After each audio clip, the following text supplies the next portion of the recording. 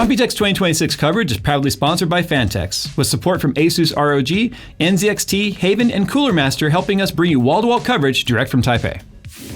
Okay, here we are at the Thermal Grizzly booth, ending out the show Friday. I've obviously got Roman here from Thermal Grizzly. We're gonna talk about some products that you've got coming out. It's funny, one of the themes this week though has been like, how are the companies approaching the problem that's not theirs to solve, right? So you're on like your third or fourth kind of version of the WireViews stuff. So why don't you kind of take us through real quick.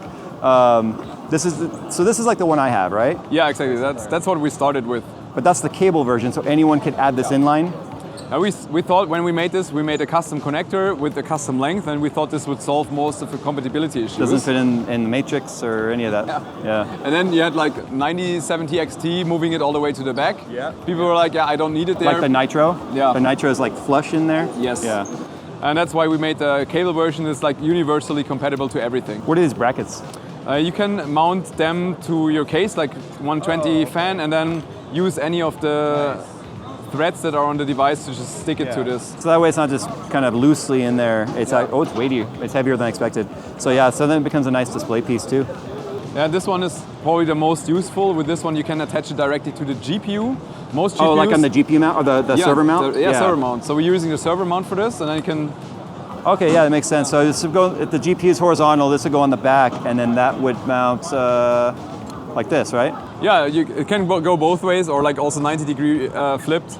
So show me here. Like, you can put this on the GPU side, and then you can do this. Oh, okay, that's right. There's holes in the back. Or you can also do that. So it's like in that direction. It's like a lot of possibilities because that way you cover all the possible angles because some vertical GPUs or weirdness there. Exactly. You can also do it on a vertical GPU with this, which was not possible before. Right. So the Noctua one, this was just intended to be a more silent, optimized version? With this, the base version, we tried to make the tool functional and accessible also in terms of price.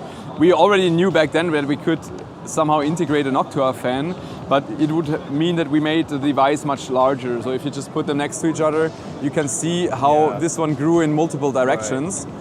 Which makes it more expensive. Well, and then the heatsink on here, you said, is a lot more mass to this. Yeah, exactly. So this one now sticks to the power PCB with extra thermal pad. That helps cooling a lot. So most of the time, that's causing the fan to be passive. Right. But it's all extra parts. Yeah. Every part costs a lot of money. Well, that's the thing with cooling. You need to make it more massive, but at the same time, you can't just, for the sake of mass, make it bigger and bigger. So this seems like a very efficient middle ground between, just making it larger. Or making it more efficient. Yeah, so that's just for people who are super, I would say, noise sensitive. Yeah. I didn't find this one to be very loud. Me neither, but then there's a lot of people like, I'm not buying this, I'm not using this. I think they're just used to like old VRM fans that were just super loud because they're running at 6,000 RPM. Yeah. But yeah, I found it to be pretty quiet when we ran ours. Me too, but it's super subjective, right? Then this is what we call the light version. It's just called the WireView 2 without Pro. Originates from the first WireView, and it only has one PCB instead of two. It doesn't have a display, and it doesn't have a fan. The fan is not needed because it's also dissipating less power itself because it has less circuitry. Yeah. So how does the lighting display? So I assume under load, each LED is representative of an amp. Of a range. Yeah. So we have an LED array, and the top LED is red, so that would be out of spec. Okay. And then underneath it's like white ones that indicate the load. Okay. And it will be, at least that's the current plan. It's still a very early product, but the plan will be that you can also configure what it's displaying. Like, is one LED 2 amps or 1 amp? It's kind of crazy how when we plugged in the WireView, when you sent it to us and started using it, it was immediately warning us because we didn't realize our cable was already having balance issues. Yeah. So immediately it was warning us and wanting to shut down. I'm like, we're not even overclocking this thing. So it identified like, hey, I should look into this cable, and I tossed it, grabbed a new one, and we were good. So it's a good identifier of if your cable's starting to wear out or it's just bad from the factory. That's also when people ask us, what do we do about like this active balancing that's often being discussed. But we had so many customers, I would say maybe like 200 or 300 cases of customers contacting us, like current imbalance, what do I do? Yeah. And I think all of the cases are solved by replacing the cable or truly is a cable problem. Replugging the cable. Yeah. Well, the problem too is I found personally the quality of the connector, not just the connector, but the pins too. Like some of the cheaper brands or the Temu, Alibaba and stuff, they're just using aluminum pins. They're not using tinned, pins or. Oh, okay. And so this is what some of the engineers I spoke with have discovered is that it really comes down to just cheaping out on the pin side. So they're not using tin at all. What I've noticed is our 5090 FE, that's been cycled hundreds of times. Yeah. Even a brand new cable, because when they were new, they were very tight. Oh yeah. But now, even the brand new cable, it's very wobbly. So I asked them, I said, do you think it's possible that many cycles we've shaved away material on the pin, and the plastic? And the answer is that it's very possible. And I think that's happening with our 5090. One of your early videos about this topic was, I think, one of the ones that introduced also very valuable information to me is when you replugged it like 100 times. And it got better. It got better. I was like, around cycle 50, it got even. Yeah. It's almost like it was like they were mating. Yeah. So that's a super interesting takeaway I didn't even think about before. I expected by cycle 30 to see it get worse on maybe one or two pins. And we were doing a lot of people when they plug in the connector, they kind of like index it in the corner and then kind of like rotate it in. That's why I wonder if that's why sometimes when you look at these images, they always seem to have started in the corner. There never seems to be in the middle. You're right. So I'm wondering if that's causing some alignment issue over time, if maybe you bend a pin so it's not contacting one of the springs or something. Yeah. But there's a lot of information. Obviously, every use case and failure has been possibly a different root cause, but it definitely comes down to the cable. Absolutely, it's playing a major role. And people still argue with that as being not true. I mean, the spec already should never have been this, right? But the reality is, it is the cable. Otherwise, it wouldn't be happening on the power supply side too, because current goes both ways. So it's percentage-wise probably a low risk. I'm not sure what's the affected rate. It's definitely not 10%, right? Yeah. It's lower. But I think the problem is that it's a super expensive component that's being affected. Yeah. If it was just a cable, nobody would probably care. But like your 5090 will care. $3,000, $4,000 now. That's the actual problem. But the real clue here was that the 9070 XTs, like the Nitro, were failing too, and those are under 400 watts. 350. That is also what still worries me, to be honest. And also what you said, you have like those different failure mechanisms. That's even with this, I said it multiple times, we don't even know if this actually helps. Right. Because it's detecting. Have you received any issues here yet? Not yet. Ideally, that should never happen because it would do its job. I mean, I'm glad if it doesn't happen, but if it happens, I hope that we can at least get more information because there's a logging built in that we figured out what's going on. It's like you need a database of customers who have WireView and have noticed, hey, it's saved my system, and then ask them, okay, what power supply, what GPU, what cable, and start a database. I think every customer is massively contributing towards actual analysis. Every failure that we have so far doesn't tell you anything. I think also NVIDIA, if they get an RMA with a melted cable, what do you want to do? Yeah. It's already melted. Yeah. Exactly. And not only that, a lot of the GPU companies still are not honoring it, or you have to really fight to get them to honor the repair or the replacement of the GPU. So that's your approach to a problem that is not yours to solve, but here you are trying. And I commended you even trying, especially after with Thomas and Cable Mod and taking on that responsibility. That's exactly the concern. I'm hoping it will not be my problem. But it's only one way to find out. If it does its job, it should never get to that point. Hopefully, hopefully. But now keeping obviously the big heavy graphics cool. So you've got some new 5080 blocks and some new coatings and some new technology, which I'd like to take a look at. Okay, so Delta Mate, obviously a new product line for you guys. Obviously we got to see some of the early stuff, and you sent us the fittings and whatnot, and I think it's great. I like that you guys have the terminal here, which is kind of like you have the different sides that it could potentially come out. I like the fact that it can be swapped. That's really nice. Personally for me, I wasn't a huge fan of this kind of I don't know what you call this color. So that's why when we look at the 5080s, I like the way the new coatings look. But I haven't seen the CPU block yet. So it looks like a rib cage to me. Oh yeah. There's like. This is the cover that comes off? Yeah, this comes off. It's a bit tricky to take it off if it's not mounted. So is this sort of the same kind of concept? Is this removable? It's just to fit the design language, but on the CPU block it's not removable. It's one big brass piece, the body part. Okay. And the origin of this is actually a V8 engine from the car. So that's what it was originally be inspired from an engineer that worked for us for like 2 years ago. And then we just adopted to this. I like it though because I have the other block you sent me. Right? Yeah, the micro, yeah. Right. Which looks really nice, but obviously in my system it doesn't match the aesthetics of the Delta Mate block. So I mean, this is kind of nice. Obviously it'll support Intel and the AMD. Yeah. So this is the Intel one, and that's the AMD one. So they are two different SKUs then? Yeah. Okay. What I personally really like is the fact that you can remove the cover. Yeah. And I'm personally also more a fan of using it that way, actually. Yeah, so it looks very industrial. I was just going to say, Roman, this looks unapologetically German. You know what I mean? It's Joe's fault, though. So which way does the cable go so it doesn't get crimped in there? Oh, it's, you just... Okay, so there's a clearance? Yeah. Got it, yeah. I like it. I like it both ways, actually. So, okay, so this is existing 5090 stuff. These are just different PCBs. Yeah, right? So we have this block, it says Matrix 5090, but it's also compatible to Astral BTF. Yeah, which is sad because when I got the BTF, I thought, oh, maybe I can swap them. Oh, no, that's not going to work. Yeah. And then we have Supreme coming and the Palette block. Okay. What we're also changed, or we will adapt to in the future, that's a prototype as well, is a new backplate. It looks maybe simple, but there's also a lot of work that went into this shape. Yeah. So you know that from the back of the GPUs, right? This spring mechanism. Right.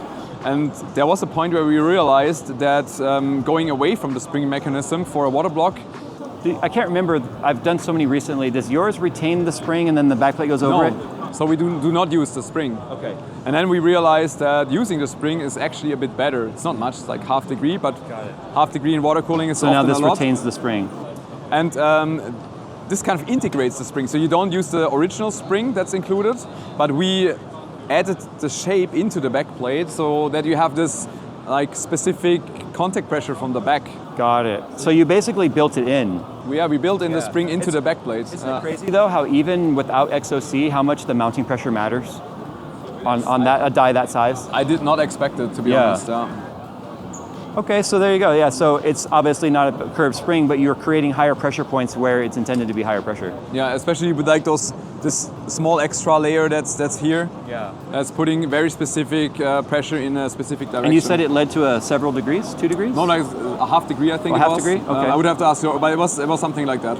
Yeah, it's like we're chasing half a degrees now at this point. Everything's getting so good. Okay, so show me the new stuff. Okay, so these are the 5080 blocks. Yeah. Right? Yes, but no. They were not intended to be 5080 blocks. It's just leftovers from production we used for sampling testing. Okay. And just assembled them for the show, but the real star of these is the different coatings. Yes, it's just about the coating. It's not about the name. So already they're very different. I have a hard time deciding which one I like more. Yeah, I mean, that's a good question. Yeah, like this one here definitely has an oil slick kind of a look to it. And these are not just aesthetic, by the way. It's not, oh, we wanted a gray and we wanted a gunmetal and we wanted an oil slick. No, these are proprietary, protected secrets right now that they've developed for years to find both durability, right, performance, and aesthetics. Yes, exactly. That's mainly where this one comes from. That's also the direction we wanted to go for with mass market, because you can't really get the nickel type color, but I think we also don't have to. I think this kind of gray looks pretty awesome. Well, that's just the normal manufacturing process now. Everyone makes it in copper and then just coats it in nickel and calls it a day. But we've seen for decades now that the nickel can erode. You can have abrasive fluids that can erode it. It can get gummed up, built in the jet plate itself, in these very fine microchannels. If any of that starts to flake away, it gets trapped in here in the CPU block. It just turns into a mess. Remember the early days of EK when they had that problem? Yeah, the metal corrosion is the worst. So often it's not only the nickel that's being attacked, but also then, I don't know, you have some copper ions out of your radiator that stick to the nickel and then it just looks bad. Yeah. And there's nothing we can do, but the customer then complains to us and we're like, okay, what am I doing? It's just metallurgy, it happens. Yeah, exactly. So that's why we started working on these, and I still fully appreciate the removable, replaceable jet plate. It makes cleaning really nice, and we talked about off camera a little bit. It means if you come out with maybe a potentially better product, maybe it's an upgrade kit. Yeah. We also try to maintain the shape if possible. We don't know what future GPUs look like, but then... Yeah, watch them be too big now, right? Yeah. We try to keep it if possible, and we want to keep the modularity also so we can provide different solutions. For example, this one is like a specific metal coating that we have, which is gallium resistant. So if you want to use liquid metal, you can use this one. If you don't use liquid metal, it is actually better to use one of the other ones, like this one. Oh, interesting. I wouldn't have thought that what properties make it more resistant to liquid metal would make it not perform as good as something using regular tin. Temperature-wise, they would perform almost the same. We're talking about 0.1, 0.2 difference, but this one is just better in corrosion resistance. So then if you don't use liquid metal and just use normal paste, hey, just go for 0.2 worse temperature but have better corrosion resistance. Talk about the testing equipment that must be in your lab to be able to accurately measure 0.1, 0.2 and not have it be within margin of error. That is super difficult. Most of the time we have to do like 10 or 20 mounts and then just to find like averages, otherwise impossible. Right. This one is interesting in regard that it looks already black. It's a carbon coating. If you add water into this one, it is getting super dark. It's almost like completely black. Yeah. In my block, I even though I can't see it because it's horizontal, I don't run the lighting because I think it looks nicer without it, personally. Yep. That's why I unplugged it from all of the... We had it originally on here, and I thought actually all of them, they look just better without RGB. They do, and the fact that you're using such matte material, it doesn't really, like nickel blocks will pick it up and kind of refract the light, but these are sort of absorbing the light and not really spreading it. There's also one feedback we got a lot for these blocks, that the LED around it is not enough, and it's also not diffuse enough. And I think we said the same thing, but it didn't matter. I can't see it anyway. And if it were vertical, I would just want to see it with a clear fluid anyway. So the coatings, we should have them available by end of the year. The way it worked is that we worked with this Swiss company called Platite. They developed those PVD coating machines. So you approach them, you tell them, hey, I need a solution for this. And then you come up, we test a lot, they coat them for you. And then at the end, you get the machine with the recipe for the coating built in. So we can throw in the parts and do it in-house. Yeah.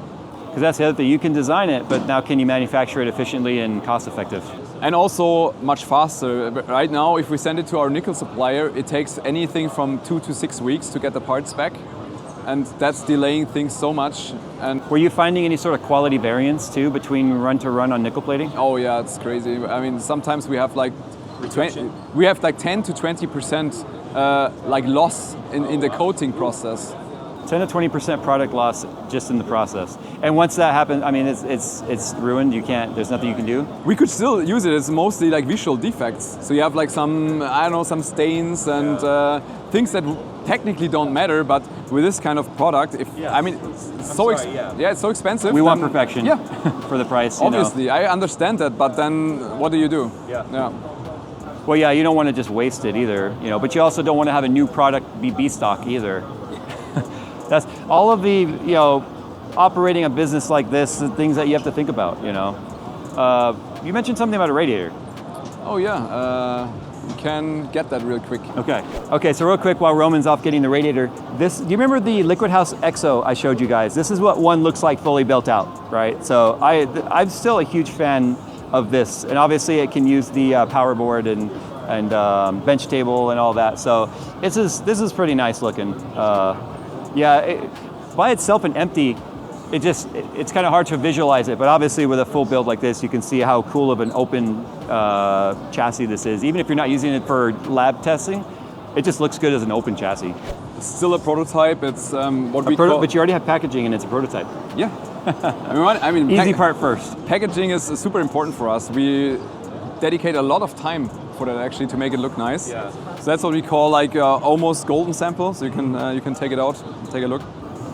I like the way that the covers and the end tanks look. Almost mass production ready. So it's everything is verified. Small changes to be made, but that's how we thought radiators should look like. That's mainly Joe's concept.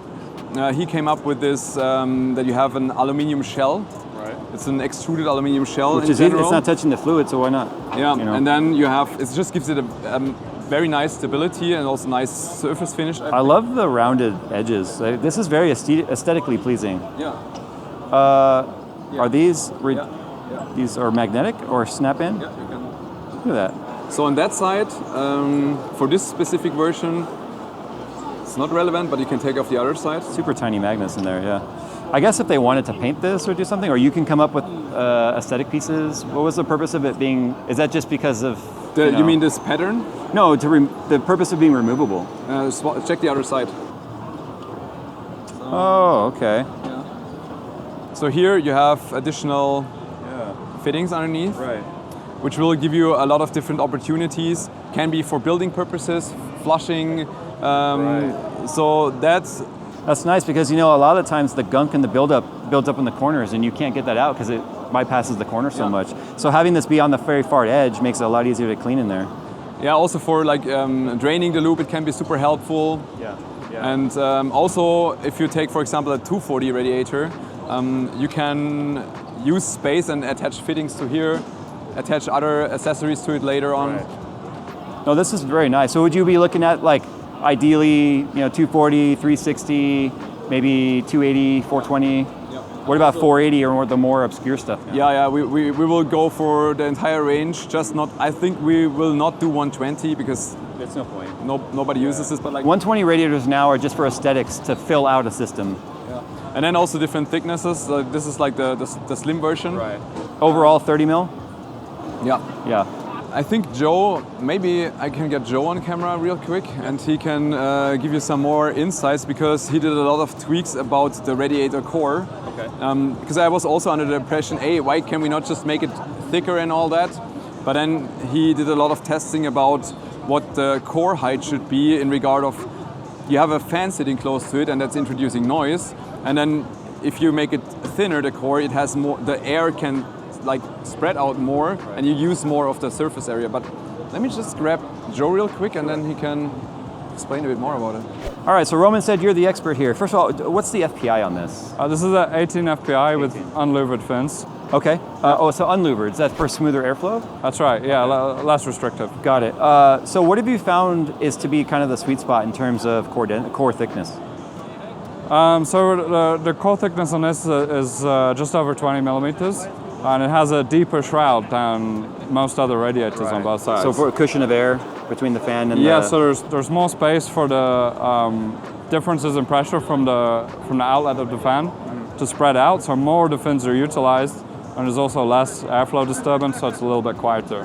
Ideally, with the full product stack, would you introduce a thicker version as well? A thicker version for higher speed fans would make sense, yeah, with slightly lower Because FPI. oftentimes with the thicker the radiator, they have to drop the FPI, excuse me, for pressure drop, which then reduces its efficiency, which then goes, okay, now are we just bigger for the sake of bigger, but cooling overall, it's not any better. Right, you need an extremely high airflow to make use of the extra length of the fin. Yeah. So it would only really be suitable for extremely high-speed fans or push-pull as well, right? Yeah. So 18 FPI, did you play around with different densities there?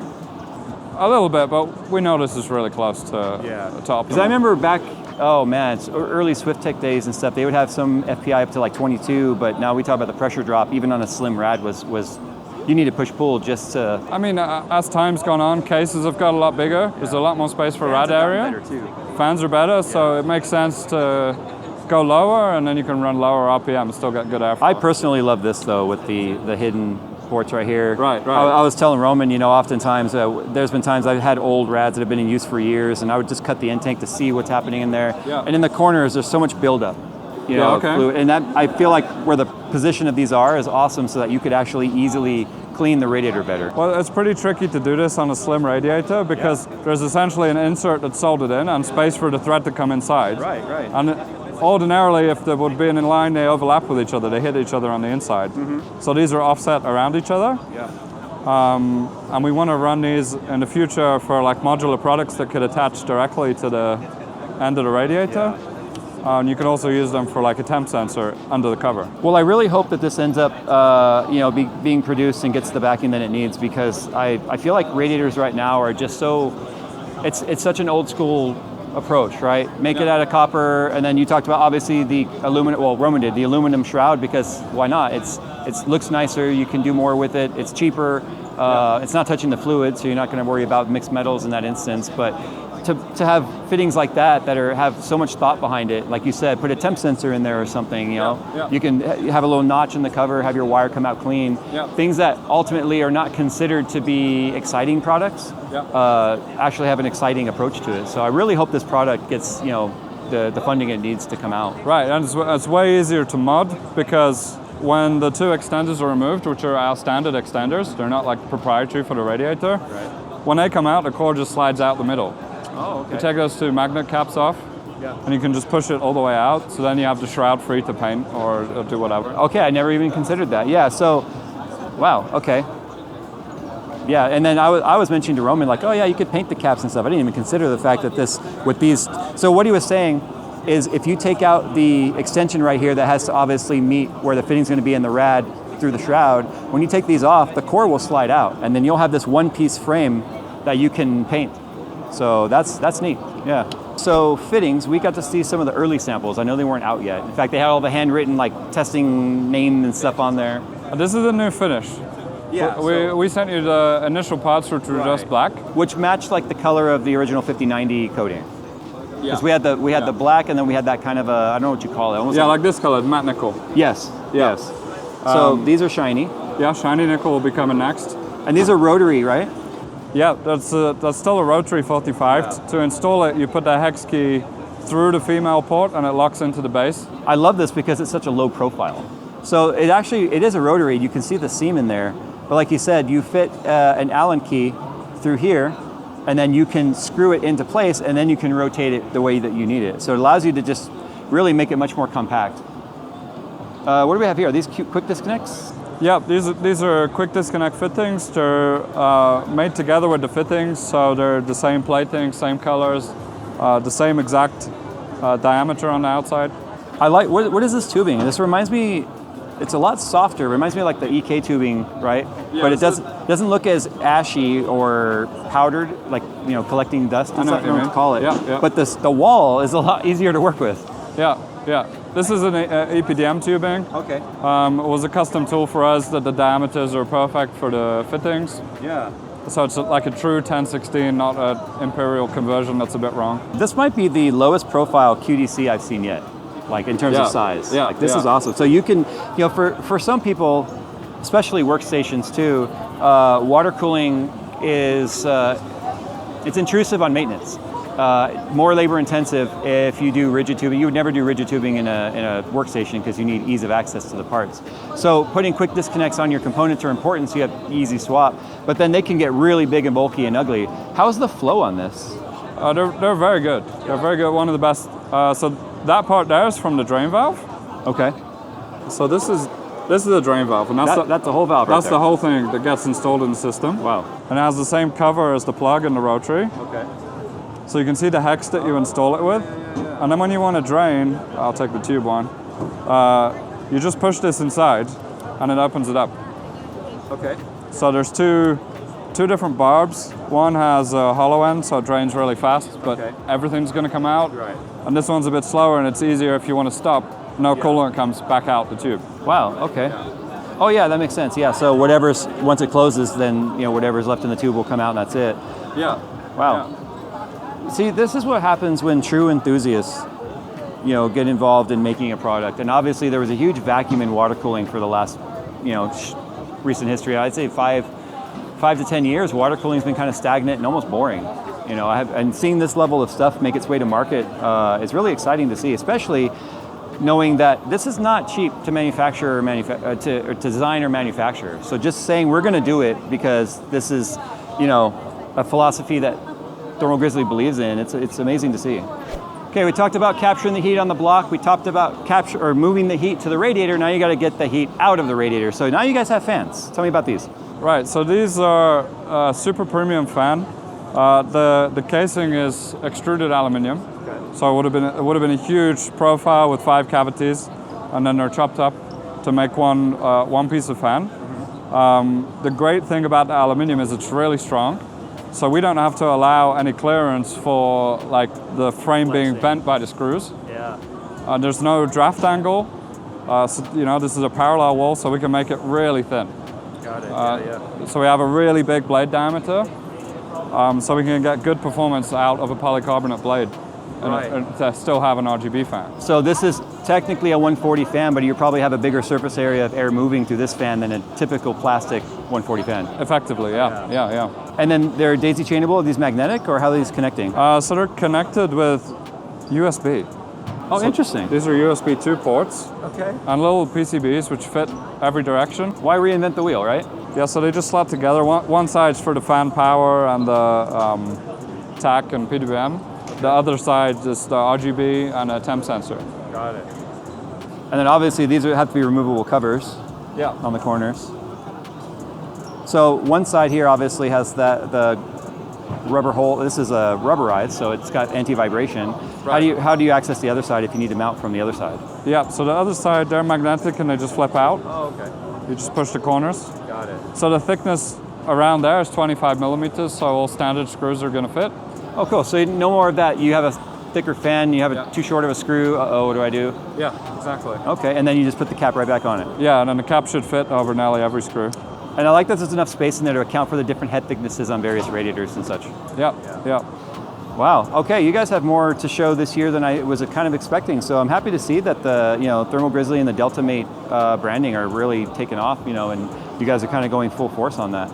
Well, thanks for talking with me today. Computex 2026. Hey, finally something right up my alley to talk about here. So, look, if there's one thing you can trust with the Thermal Grizzly name is it's going to be quality, probably over-engineered, but in a good way. So, tell me how you guys feel about the fans, the radiator.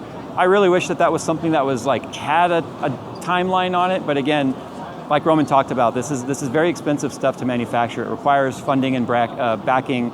So, I don't know, you guys sound off down below on how you feel about that. Would you buy it? Because sometimes investors too have to see, the market trend and if people are willing to buy that. I think having easy modability of it just really, it's not something people think about. And whether or not that was intentional or not, it's still a feature. The new blocks, obviously the WireViews stuff, it's just crazy to see what kind of things they're coming out with. So thanks for watching, guys. Sound off down below how you feel about the products. And as always, we'll see you in the next one.